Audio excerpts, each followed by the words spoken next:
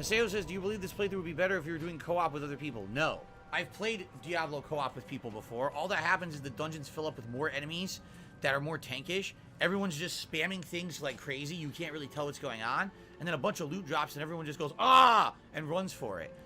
It's fun if you're with a group and it's your friends. But for improving the quality of a playthrough on like YouTube, no, not at all. It wouldn't make it any better. In fact, it would make it even more chaotic and less able to tell what's going on. In reality, there's not much you can do to make a playthrough like this more entertaining to a viewing audience.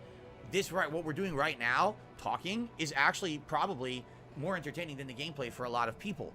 A lot of people have suggested, oh, up the difficulty, up the world tier. It does nothing. All it does is makes the enemies more tankish and or a few more enemies. It's the same game.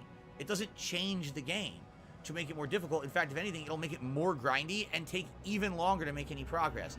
So it's completely worthless, the suggestions like that. People just don't know what the hell they're talking about. They just love saying, oh, just play it harder to torture the fucking streamer instead of using their brains.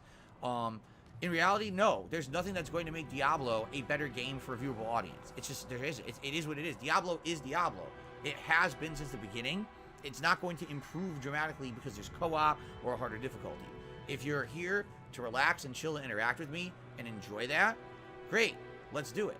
But if you're here to complain about the game, leave. The game's not going to get any better. No matter how many demands you place on the playthrough, it will not get better. None of that will improve the playthrough whatsoever. In fact, it will make it worse. So that's why I'm not listening to the nonsense from these outside people.